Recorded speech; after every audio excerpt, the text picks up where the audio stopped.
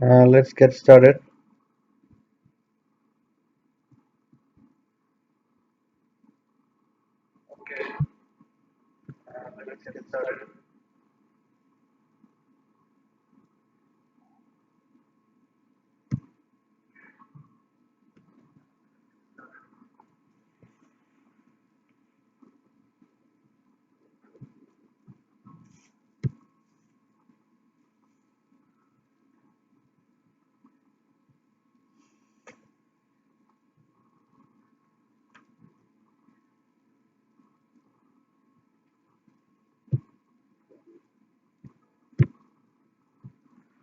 Okay, this talk is the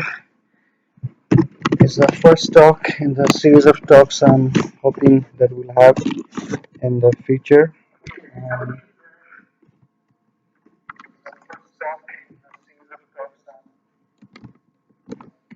so, as you know, that we are trying to have a new cybersecurity club in computer science at university, and we still need more students to get involved with this club. And I hope after this talk, we will get more students from different classes, not only just fourth year and master's students. Uh, Third year and second year students will also join the club. So, why cybersecurity in 2016? It's obvious that in every day we are using computers and our life is very much involved with computers. Like we cannot actually live in today's world without using the computers. So the more we use the computers and the more we get dependent on computers, the more vulnerable we are. As you know, like there is hardly any day in our life these days when we don't have any cyber incidents. So just to give you some ideas about what's happening around the world, just look at some of the data. Like this data is some sort of latest as it shows the data in August 2016. So the most of the highlight of the news is the Yahoo. So Yahoo was hacked in 2014, and it is only now that we are beginning to learn that around 1500 million users accounts were hacked. So not only Yahoo, but also you can see MySpace, which is another really popular social networking site, but not anymore. It used to be very popular. But the data you beginning to see now is the data from 2004. So there are implications of that kind of data. Like data contains a lot of passwords. So if you happen to have a user and password in MySpace in 2004, and that password can be leaked, and that password can be used by hackers to hack into your other accounts if you eventually use the same password. So this is not the only one, but you can see a couple of months ago in May, LinkedIn has another big revelation that there were like 117 million user records were stolen. So it doesn't end, at least goes on.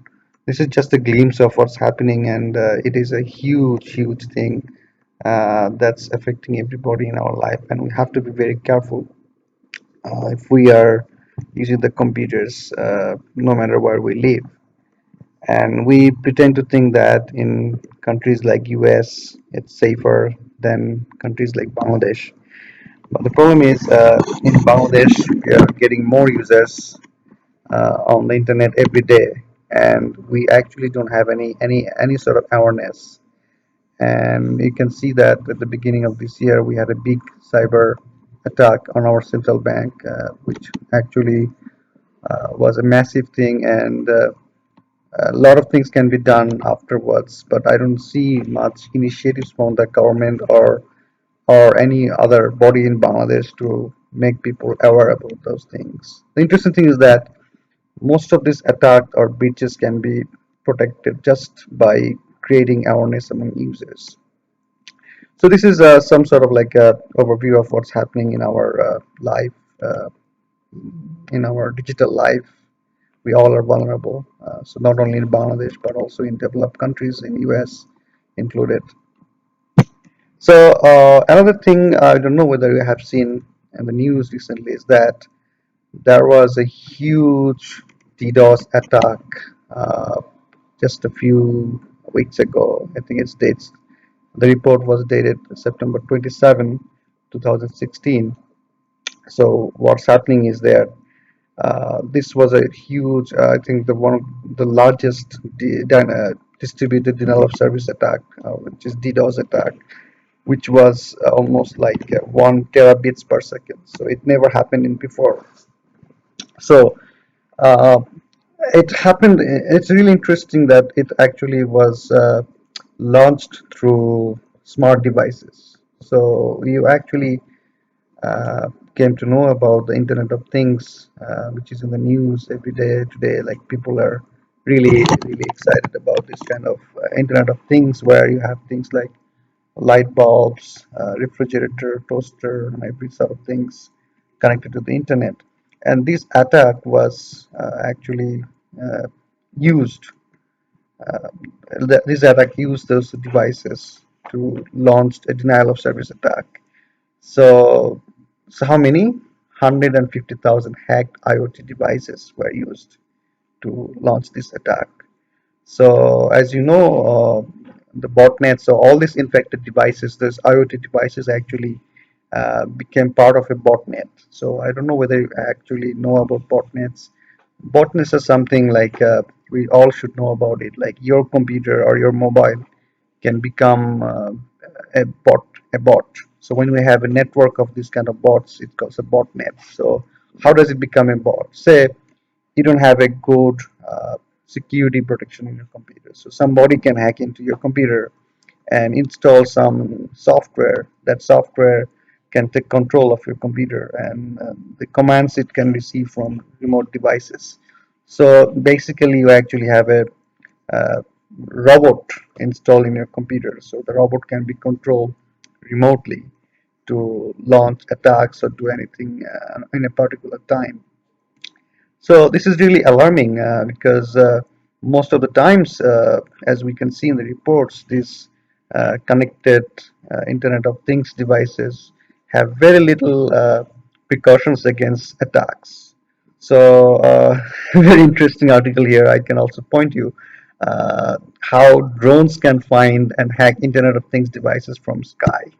So that's a really interesting thing that somebody actually took a project like they flew some drone with some custom made tracking tools, and that drone flew over some area and kind of discovered some of the Internet of Things devices that are vulnerable. Even you can see there are a lot of like search engines these days. One example is Shodan. I don't know whether you heard about it. Shodan, if you type Shodan, in Shodan, you actually can search about this kind of Internet of Things devices, which are accessible from the internet by anyone. In most of the cases, these kind of devices don't have any security or proper security, I would say. So, for example, in Shodan, you can search for a specific webcam servers, and you can see that there are many servers which are listed and found, and it can be accessible from the internet. So that means that somebody can watch over remotely. Say you have a camera in your home, and your camera is being used by you to monitor your baby from the baby's room, and you're working in your study room, and you want to see how the baby is sleeping. So you install the camera, and that camera is connected to the internet because you feel that sometimes when you're away you want to see how the baby is doing through the internet, and that is exposed. When it is exposed to the internet, people can see your baby because you didn't have any kind of protection to ensure the security on your devices. So this is just one example of how exposed we are these days with the Internet of Things, all the connected devices in the internet. So I would recommend like you should all check Shodan. This is one of the coolest things. It's like search engine where you can actually find out devices which are connected to the uh, internet and are vulnerable. In cases like you can also find out devices which actually have default passwords or things like passwords. Say if I search here default password, you can see all the different devices which actually keeps the default password that actually came with the device, and it also shows where these devices are located in different part of the world. So this is this is not a hacking tool, but this is actually a search engine that was really informative for many users, so you can actually see how many of your devices are accessible from the internet, and it is meant to create awareness among people to do more secure communication over the internet. So this is just a drone, but I think I have a really interesting thing here somewhere located. Let me find out that one. So you can see that in this attack that I was talking about, the IoT devices, like 25,000 CC cameras were used to launch attacks. So what happens, like these cameras all have software, and you can actually use that software to send traffic to some specific destination. So one specific target. So when you have hundreds of thousands of devices and your target is just one single target, and that can be actually shut down by this kind of DDoS attacks. So and not only that, there are like 100,000 smart TVs and refrigerators that were used to launch attacks like that. An interesting thing is that why it is happening, because as you can see, it's mentioned here that most of these IoT device manufacturers and the home router makers, they are using the same set of hard-coded SSH keys. So as you know, we use uh, SSH to ensure confidentiality and authenticity. So the idea is that everybody will have a different keys, and the keys are secret. But when you reuse the same keys in hundreds of devices, uh, it is really a compromised security. So you actually don't get the benefits of using SSH. And researchers found that a lot of these IoT devices, like the manufacturers, they actually are using the same set of encryption keys. So interestingly, that is something that is something people can protect really easily. You actually don't have to invest a lot of money to do it. You just have to be careful. Like when these manufacturers actually put together the software on these devices, they actually use some sort of like software development kits, as you can see in the screen. It's mentioned, and the software development kits actually comes with some default settings, like some default keys and things like that. So when you compile your system and make your embedded system from these tools, if you don't change those default configuration, then uh, your system becomes really vulnerable, because the keys are the same keys that is being used by other people as well, and that can be protected just by making sure that you actually change your configuration when you compile your systems. Uh, so let's see a little bit more on this kind of approach in uh, Internet of Things. So another kind of attacks that's been happening recently, as you can see, the report is from August 8. It's a ransomware on smart thermostats. So what is that? So nowadays people are using these thermostats which can be controlled remotely. Like you, before coming to your home, like you can start the thermostat to make your home a little bit warmer, so that you don't actually get that cold feeling once the moment you enter your home. So there's a new ransomware. So I don't know whether you're familiar with this term. So ransomware is a new term, new kind of really popular among the hackers that that can either encrypt your whole computer and then ask you some money. If you don't give the money, then your whole computer is encrypted, is not usable. So that's why it's called ransomware. And this is becoming really, really common these days. And in fact, there are a lot of tools that can be used very easily without knowing any sort of programming or system level uh, deep knowledge.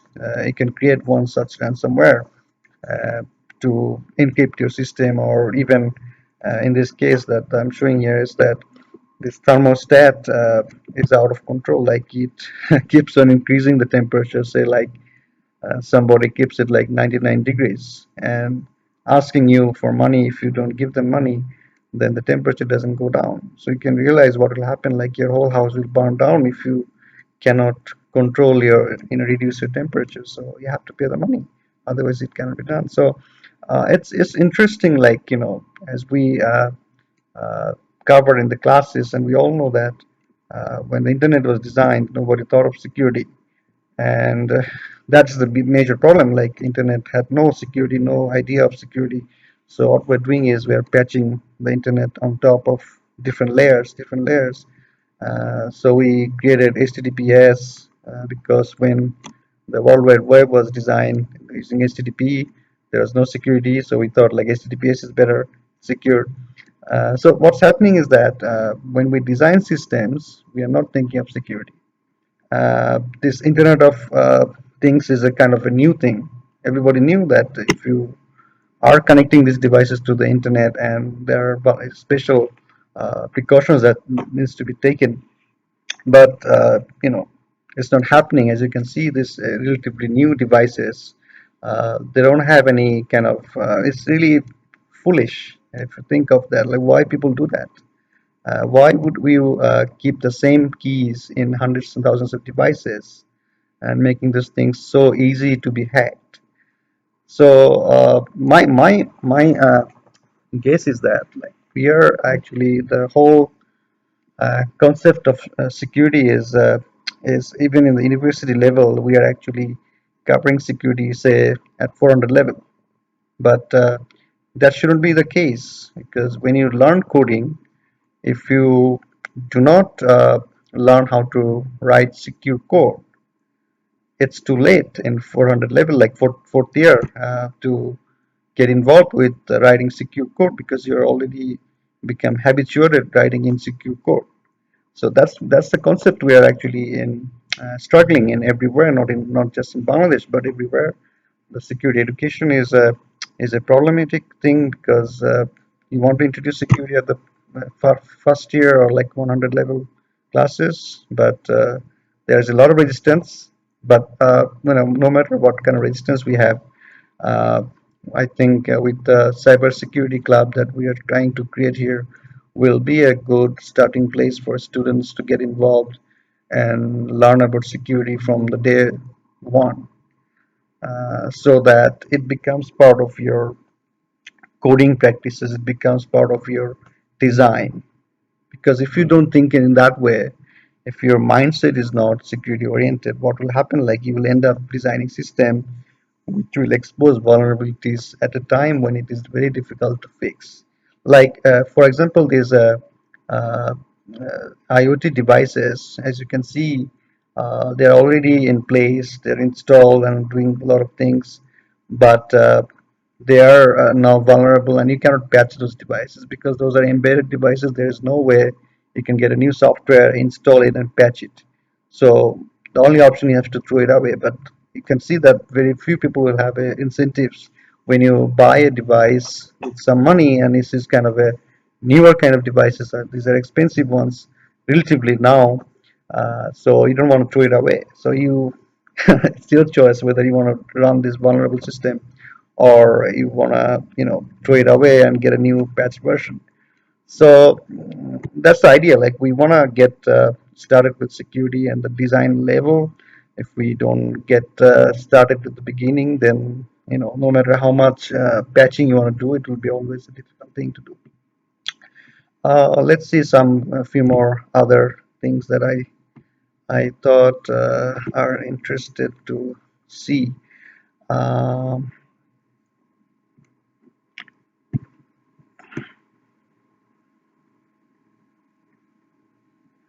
there are some interesting papers that I can actually send you if you're interested to read about more technical things, and that will be interesting. I'd say if you discover what the researchers are doing these days to make things secure and educate people, it's really fascinating because a lot of cool things are happening these days. Let's look into a few more attacks that's happening in recent days. I don't know whether you heard about this company called Target, which is a big shopping mall in US and I mean a few other countries as well. It is like a really sophisticated supermarket chain. It's uh, it was breached in 2013, where 110 million individuals like credit card information which was leaked. So eventually, they invested $5 million in cybersecurity coalition just to ensure their brand image is a little bit better. But once you actually have such a disaster and you lose your brand value, it's very difficult to recover, especially when you are in a very, very competitive market like US.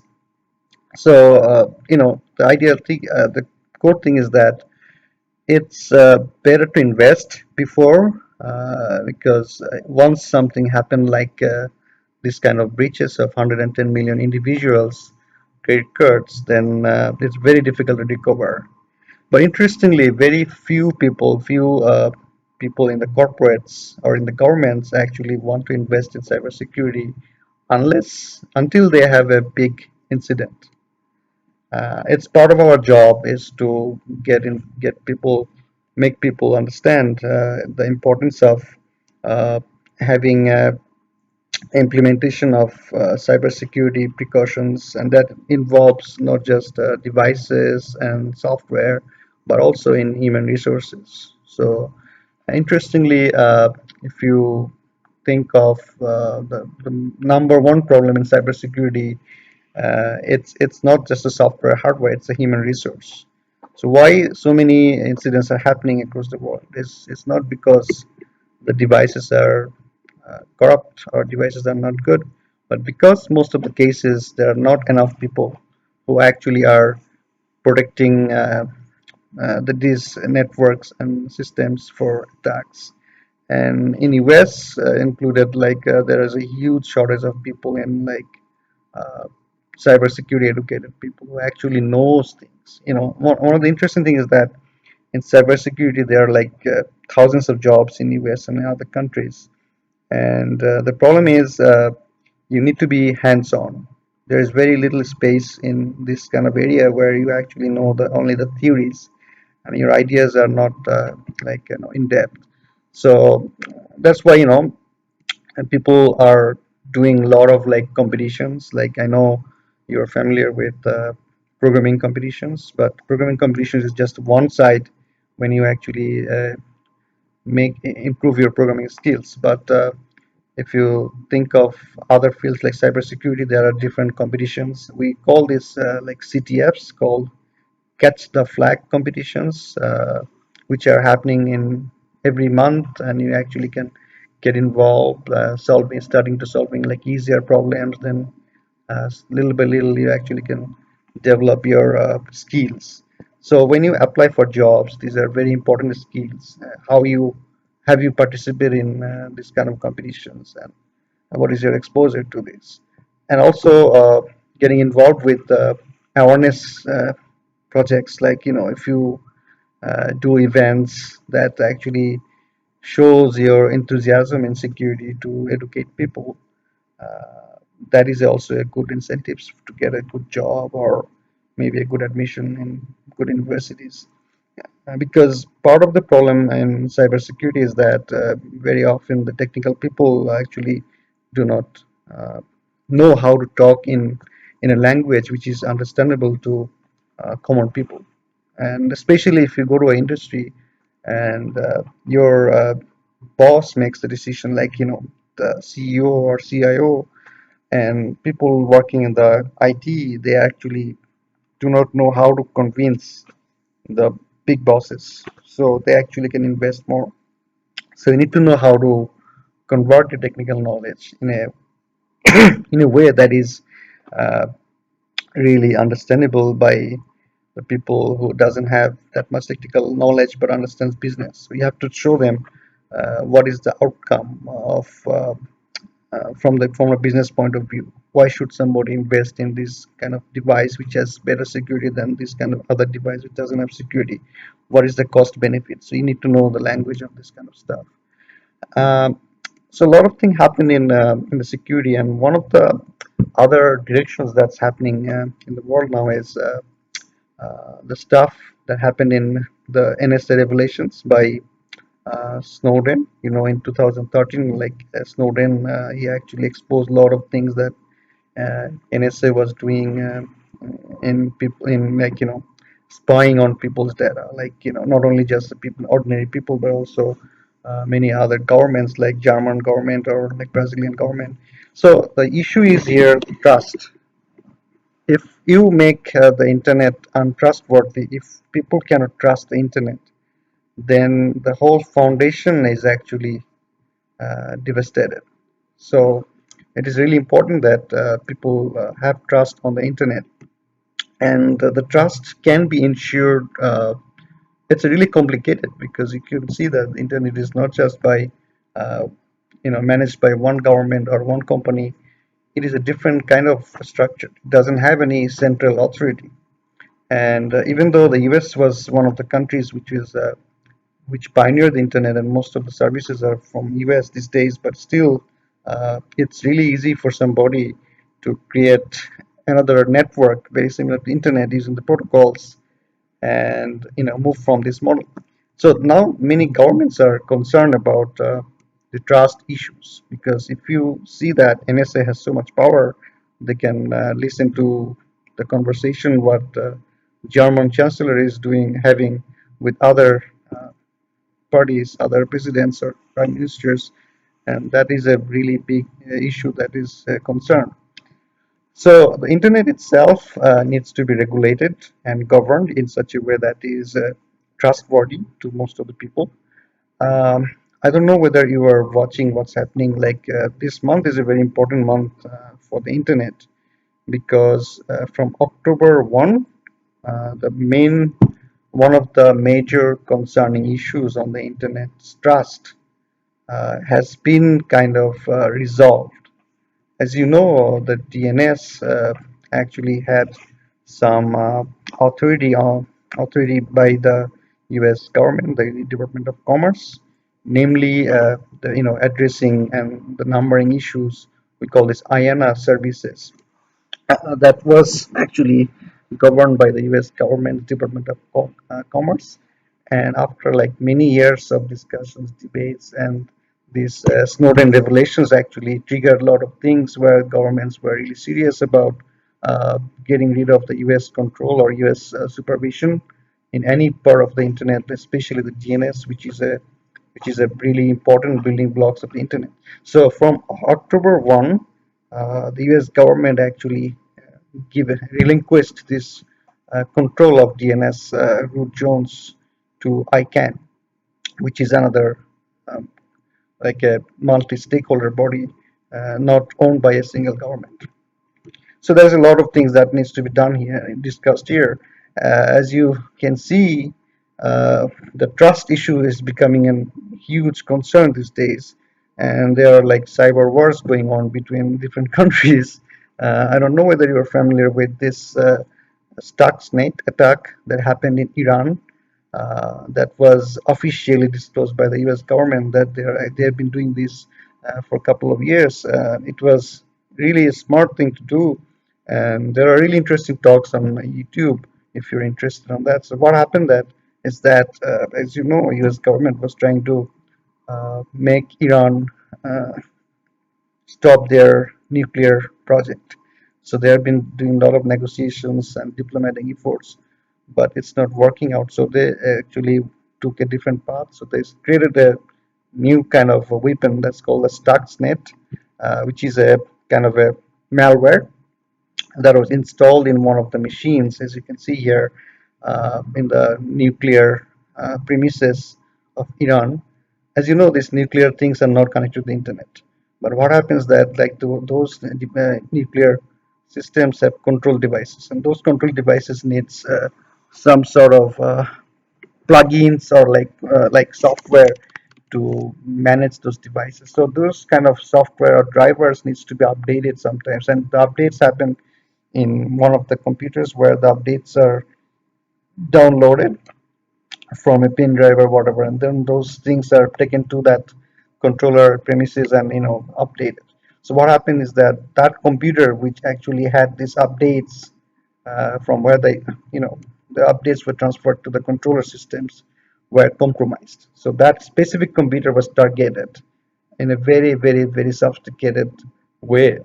That is that is really fascinating. Like how the people who designed this kind of malware were like super, super smart people.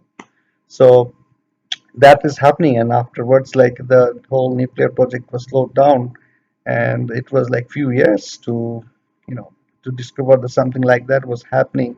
So what it did is that the controllers were infected with the malware, and the controller was setting the parameters such that those nuclear we call this uranium rods, those were really getting hot very, very soon. So the Iranian government would have to replace those things very often, and that actually slowed down those nuclear facilities a couple of times, and that was a success from the U.S. government's point of view. But I would ask you, to think of whether this kind of attack is good or not, because in one sense you can think of, okay, this actually avoids any war, or it doesn't have any human value, human casualties. But if you think of it is actually is creating trust issues on the internet, because if you make the internet untrustworthy, then our whole foundation of business and reliance on the internet is actually compromised. So it goes on, like not only just U.S. government, but also the Chinese government is making uh, a really aggressive step by using the cyber weapons to espionage, to secretly steal information from the U.S. government, not only just the government but also the industries. Like think of, uh, you have a product, and the product you are creating is really uh, your own inventions. So if somebody can get that inventions, they can actually make the product at a cheaper cost. Let's say, for example, the Chinese people, and in that case, you actually lose your market share eventually. So there is a lot of protection that's happening in the industry level, but still, uh, everyone in the US, the people I interact with in the US in cybersecurity, they agree that the US is actually 15 years behind Russia or China in cybersecurity. As it is very clear that in the election season now, every day there's new email hacks, and that is a big concern. Uh, what to do next? What is your objective? What you should do? So I've just given an overview of what's happening. Like you can see from the beginning that we are getting more connections, more smart devices, more IoT devices, and less awareness, and less initiatives, less coordination, especially in Bangladesh. So what can we do? Like as a student, I think you have a really you should be proud of. Like you have super energy that many people do not have, and you can actually use that energy to educate people, not just for others, but also for yourself, because you can add that in your CV. You can actually write a really nice CV if you actually have done this kind of campaign. And also you can develop your technical skills, because very often the stuff we actually teach in the classes are not enough. You have to go beyond that, and if you have some sort of a group where you can discuss and exchange ideas, you actually learn much faster. In the cybersecurity world, it's really essential that you have to be, uh, on top of things. So there are many other slides actually I have here, but I don't want to continue on those things because this is just the first of the sessions I'll be conducting, and also I will invite other people I know from US and other places to do this kind of sessions so that you actually get an idea of what's happening around the world. It's really important to know the people who actually are designing the systems and talking about the systems, and getting uh, connected with those people are important for you in future. So with the cybersecurity club, we actually can uh, build a good connectivity around the world, so that you actually have a better place in future. Some of the things we plan to do are not just the security oriented stuff, but also some activities, some fun stuffs. So you'll enjoy the time and learn together. Uh, I think my time is running out. There is a chat box on the side on the YouTube.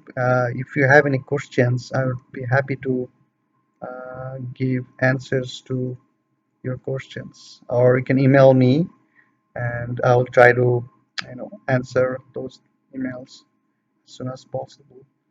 Um, Sorry for the delay at the beginning because I was not sure like whether what was the problem. Then I found a different link that actually worked. Um, thank you so much. That is all for me from my side today, and I'll see you very soon.